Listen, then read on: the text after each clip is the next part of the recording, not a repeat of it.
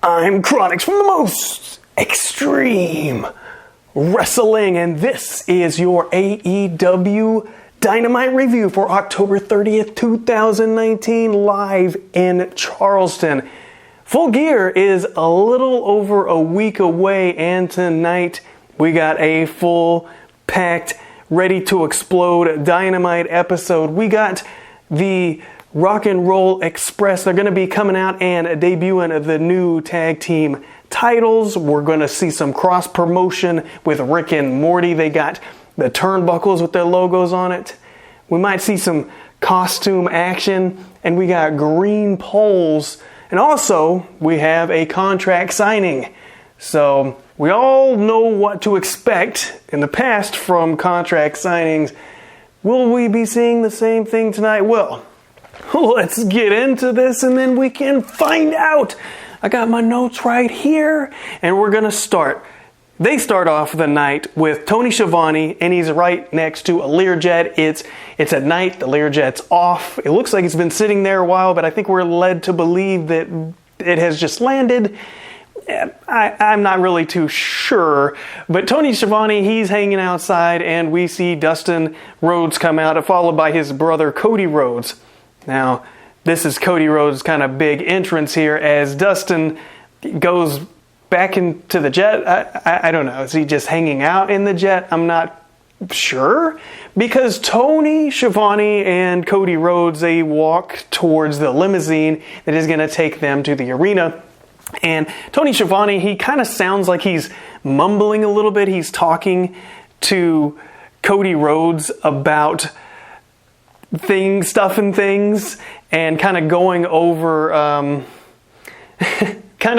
what this contract signing is about. And yeah, it just kind of seemed like to me that Tony was rambling a little bit, but I did like the shot, and I like the idea of it. It made Cody feel really important, and I think that that's the most important takeaway from this, is you're trying to put Cody as the top of the heap, as a great contender, somebody who could win the title. And I don't think anyone has any question about that. And plus, Tony Schiavone being with him, to me, just gives him more credibility and more lineage and more history. And I think it's a great idea. You have a commentator, so he's not on the booth, but he's going to join later. So he's getting inside scoops. He's there with the contender. He's there with somebody who's going to be in the championship match. And he can go back to the booth later with more information that he can let us all know about him and Cody Rhodes hanging out. So I think the premise is a pretty good one. So I'm going to give that one, I'm going to give it a thumbs up. So he's walking, and then we see old Jon Moxley himself. He's mad. He is really upset, and he is going to Tony Khan, the owner. He's going to his office. Now, we don't see Tony Khan. We just hear him. He's having a conversation with Jon Moxley, and we kind of get the gist that, well, Jon Moxley, he's unhinged, and he's crazy, so they can't sanction the match with him and Kenny Omega, so he has to have a lights-out match. Why? I mean, we see crazy things happen on AEW all the time. Was Jon Moxley putting him through a glass table too far? Was him attacking him too far? I mean, comparatively speaking to everything else that we've seen in AEW, I don't really see how it's that crazy what Jon Moxley's been doing. But I guess that's the story they're going with. So there you go. First match of the night, we got Sammy Guevara coming down to the ring with what looked like the laid-back pimp version of Vince McMahon's walk. I mean, he's doing like all this kind of motion, except, it looks cool. And he's taking on Hangman Page. So I'm pumped about this because I like both of these guys. And Sammy Guevara, I don't know what it is. He keeps surprising me, I guess. I didn't expect him to be so good right out of the gate. I didn't expect him to have so much freaking talent and so much charisma. Sure, there's a lot of young dudes out there who can do a lot of moves and they can be impressive athletically, whatever, but he's got a special quality of charisma about him just right out the gate. I'm thinking, what is this guy going to be like in 5 years? Man, they did good by signing this guy, and I like what they're doing with him. And Hangman Page, golly, I don't know how you can survive a Hangman Page match. This dude hits you with lariat, and I'm thinking, they should stop the match. That looked like it hurt a lot. They do a lot of flipping and flying and pile driving people on their heads, but something about Hangman Page hitting you with that lariat, ooh, it makes me hurt inside. The first time he did it wasn't enough, but he did hit this again later in the match, and Hangman Page came away with the victory. So Sammy Guevara, he's part of Inner Circle. I don't think this hurt him at all, except for those 2 hard-hitting lariats. I mean, that had to hurt. Ooh, it's a good thing that they just have one show, like one taping a week, because the hard-hitting stuff that they do, you couldn't do 4 times a week. You'd be dead, even for a young guy like him. Hangman Page, after his victory, he gets on the microphone, he gets his post-match promo, and he's saying, at Full Gear, I'm going to do my cowboy shit.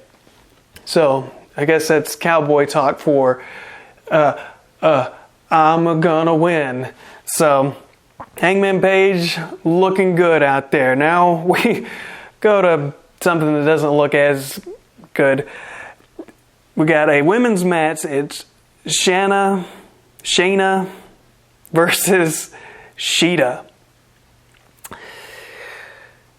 There is a gap in quality from the women's division to the men's division in AEW, and it's obvious that when you have a match like this sandwiched in between so many other just crazy talented folks.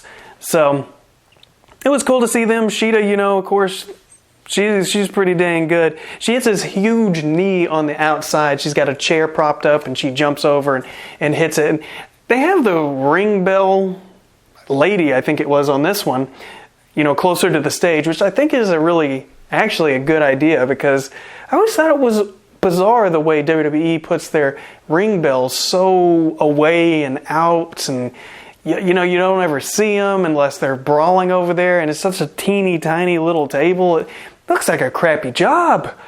But AEW, it looks like you got a pretty good view, and you're right there on the entrance, and you're right there. I don't know, it just seems more, it just seems like a better placement. So I'm all about that. But Sheeta, she gets them knees again, and look, those knees are hard. If you've ever been hit with a knee, it sucks. One time I was rolling in jiu-jitsu, and I got a knee in my eye, and I had a black eye for months. It sucked. So I wouldn't recommend it. And it wasn't even a kicking thing. I was rolling, and a knee just went into my eye socket. I think I still have a black eye from that, and that happened like years ago. But Sheeta, she comes away with the victory. And now, Brandy Rhodes. Last week there was an attack, which I couldn't even tell if it was Brandy or not. It happened so quick. But they said it was Brandy, so I just believed them. But I second-guessed myself all week. But it was Brandy who did the attack last week. And now this week, we're going to find out some kind of explanation as to why Brandy attacked All Homegirl last week and why Brandy would do this. Well, that's what I thought. But instead, we got this promo package, which was Brandy, and she was hearing voices, and she was doing voodoo, and she was cutting dolls' hair. So there was some real voodoo, weird girl, like crazy lady vibes. Like, I think that I can hurt you with my cutting the doll's hair. Are we to believe that Brandy Rhodes is a crazy psychopathic voodoo lady? What? Since when? Brandy Rhodes is a very talented announcer. She has a great voice. She's beautiful. She is just awesome. And she's Cody Rhodes' wife. They're just they're a great couple. And you can tell that they love each other. They're so happy, and she's so happy to be there, and he's happy, and they love each other. But she's also a crazy, weird lady that's into voodoo. I don't buy it. So the explanation is no explanation. Yeah. Next we have the Rock and Roll Express. They're coming out with the tag titles, and they're going to show them to us, I suppose. I'm not too sure. But Santana and Ortiz, they come and they attack, and I thought, yes. I wasn't expecting that. I didn't really know what was going to happen. I was just hoping they weren't going to set up a match with the Rock and Roll Express versus anybody ever on AEW on national television, because I don't want to see that. And I don't care how good they are, whatever. Look, I saw these dudes in Love Field in Dallas or DFW. I don't know. I saw them somewhere. It was at one of the airports. And I was like, holy crap. It's those dudes. But do I want to see them on my television in a match with their shirts off and all that? No, I don't. I think that would be a bad look, but I'm afraid they're gonna do it at some point, and I just don't want them to. Don't do that to me. I don't want it. I don't want to see that. Do you want to see that? I mean, come on. They've been in a bazillion and millions of matches, and they've been on this show and that show, and they still do all these shows, and they're on every indie. You want to see that on national television? Come on. Oh, killing me over here. I don't want to. Check this out. Santino and Ortiz, they attack, and they bust out the tube sock. What was in the tube sock? Oh, it could be anything. It could be soap. It could be rocks. I don't know the last time I got beat with some tube socks, but hey, you don't want that. Because it sucks. And I thought it was great. I never thought that I would see this in wrestling in 2019. I thought it was great for their characters, Santana and Ortiz, to be doing this, and to be doing it in this kind of just vicious attack, just bad guy. I'm going to attack the old people with tube socks. It was good stuff. But they didn't stop there.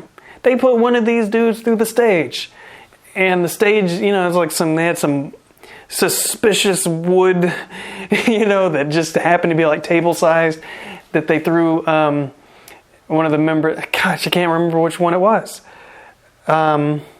Anyways, one of the Rock and Roll Express, boy, they went down hard. They partied hard. They went through that wood. So yeah, Rock and Roll Express, man, they're still out there taking bumps like crazy. That's how are they doing this? I don't really know. Now we show more of Tony Schiavone hanging out with Cody Rhodes and telling Dusty Rhodes stories and kind of hanging out. I got a weird vibe from Tony Schiavone. He just seemed kind of quiet and just kind of like, yeah, back in the day we did this, and except he was more. It's more like, yeah, well, Cody, we just did this. And it just seemed odd. Wasn't bad.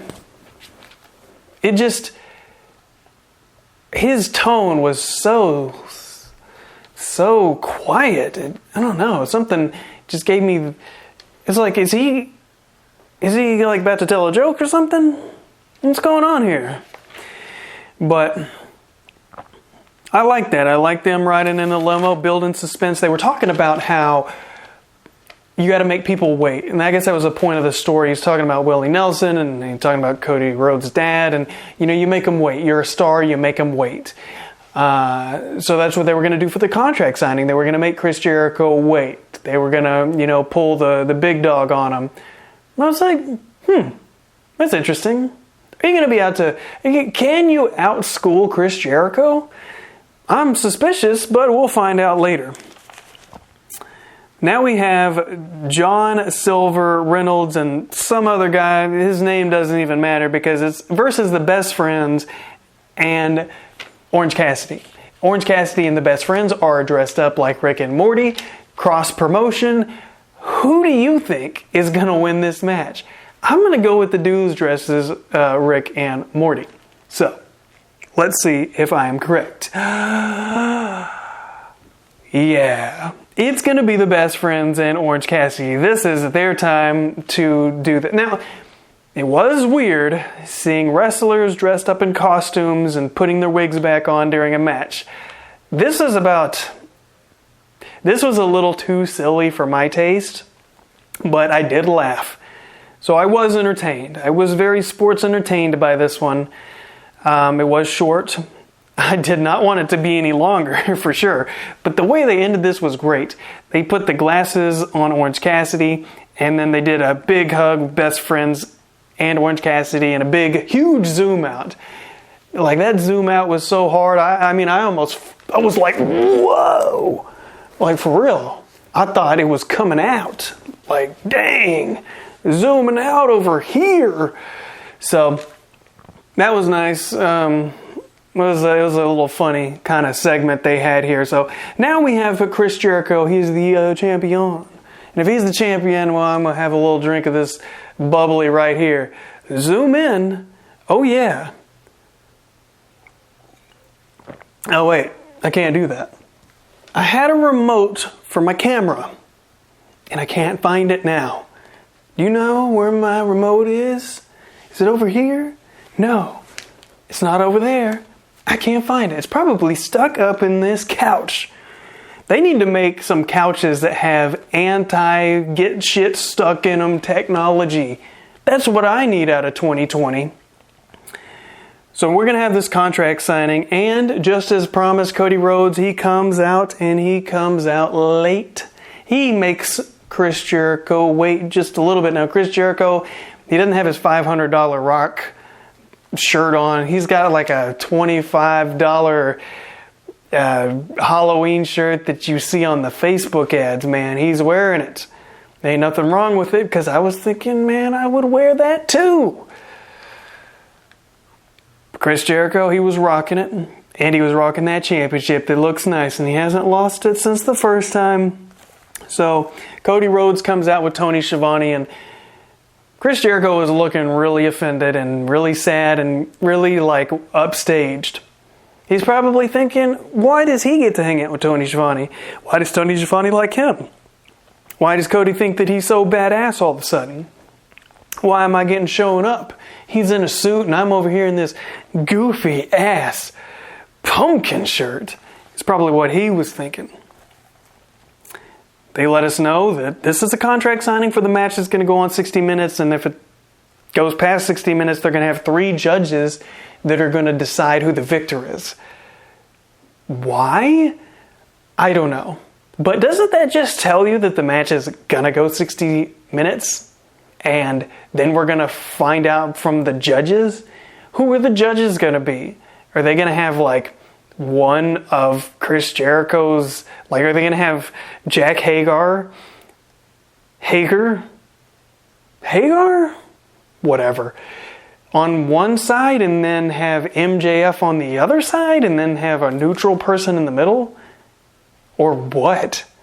Are they going to have Arn Anderson in the middle? Or are they just going to have like 3 corporate guys? Like, what? Can you explain that maybe next week? Because it kind of seems important. 3 judges? Why? But why? That's what I want to know. I'm not against it going 60 minutes. I just don't necessarily understand what the point of the judges are. Why don't you just go sudden death? Who wants to see the judges decide who the champion is? Ugh, they're not going to do that, are they? I'm going to make a prediction video on Full Gear. I'm going to have to think about that. But that sounds about as ugly as some $2 bowling shoes, old JR. So I hope that we do not see that. Now, Chris Jericho, he tries to scare Cody.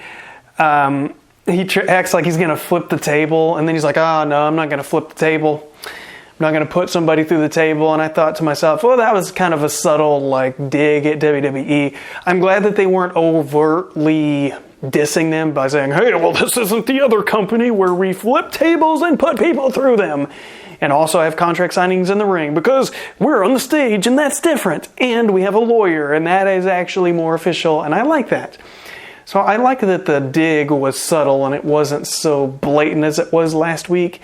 I liked it last week when they were like, there's no invisible lines like the place we came from. But you can't do that every week because then it just seems like you're just cynical about the ex-girlfriend. So it was a little more downplayed. And Chris Jericho, being the heel that he is, he calls the fans millennial jackasses. And I thought, you know what? Being called a millennial, especially for me, I don't know about you, but for me, because you may not be a millennial or not care, but when someone calls me a millennial, I get pissed. I'm like, fuck you, buddy. I am not a millennial. I'm too old to be a millennial, I think. Because when I think about that, I think of somebody who's only known the internet. And I clearly know what life was like before the internet. But that's actually not what millennial means. It's like, well, you had to have been born here, and well, technically I am a millennial, but it's used in a derogatory term. It's how the generation older than you, generation shames you, or me rather. And I know that there's generation Y and X and Z and whatever, I don't know. And every generation shames the younger generation being like, well, you kids are lame and you kids are lazy. And I'm like, you know what? That's what the generation above me said. And you know what? That's what the generation above them said. Oh, it's so stupid. People argue about the stupidest things and they try to put people down instead of trying to lift them up. It is preposterous. Quit hating. Quit hating.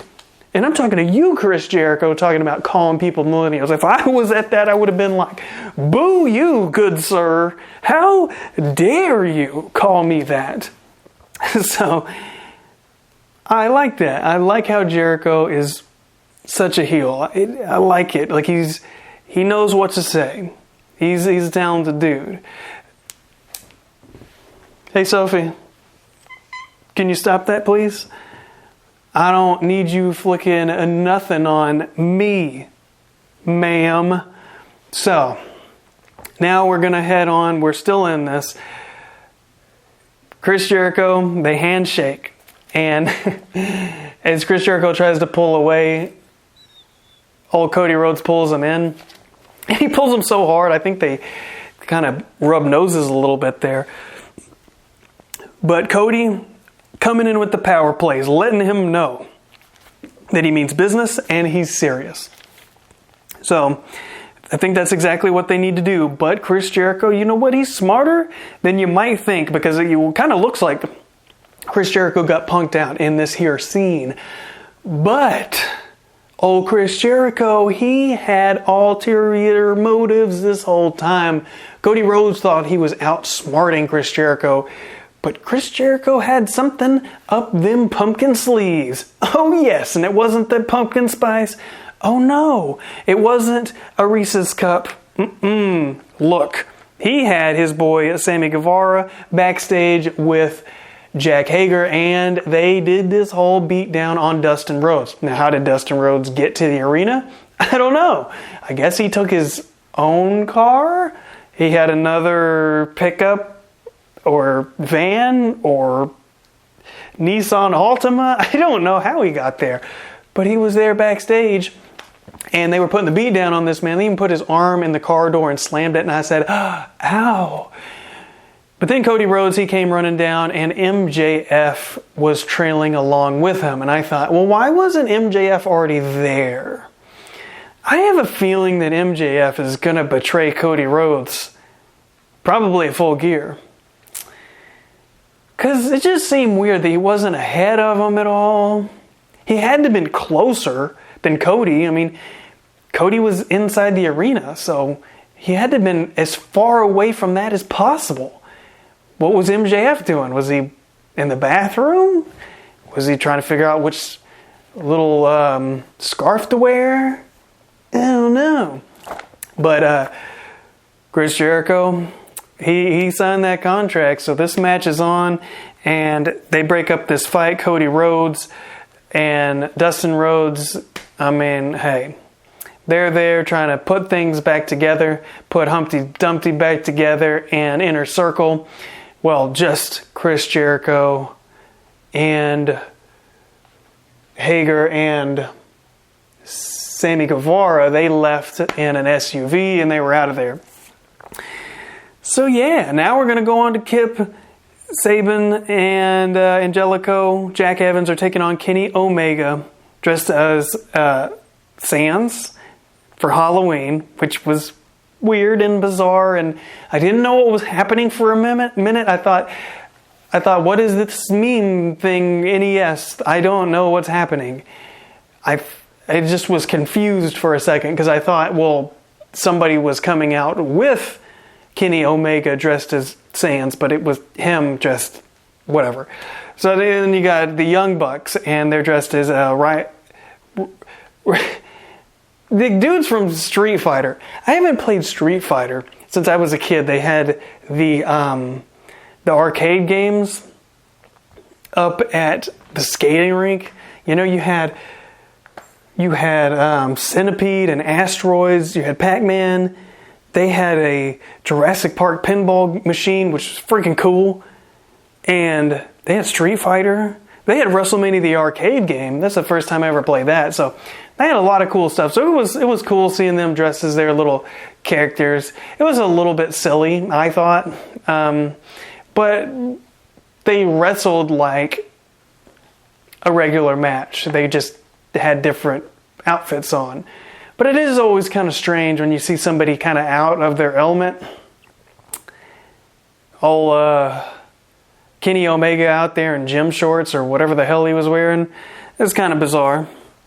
But these dudes were flying around like everywhere. And I'm thinking, there's just too much action. Holy crap. It's exciting, but dang, there was a sign in the crowd that said grab a hold. And I was like, yeah, right. You paid $800 for that seat. You know that shit ain't happening. When I was looking at the Dallas tickets, when I got my ticket, row Q, boy, I'm going to be there. But the front row, oh my God, it's $900. Are they freaking insane? Who's going to buy that? Is the whole point of that to avoid scalpers by charging people more than you would pay for a scalped ticket? I mean, what is happening? Okay, what was I talking about? Okay, this match was all over the place. Jack Evans, Angelico, they were flying. I just said, how do they even do the things that they do? I don't even know. But it was a very entertaining match. At the end of it, though, Kenny Omega, he's walking away with the victory. He's walking away. What do you think? Dang, I only got 2 minutes left? Dang. Okay, so the librarian comes out, and John Moxley, he attacks him, makes him go away, thank God.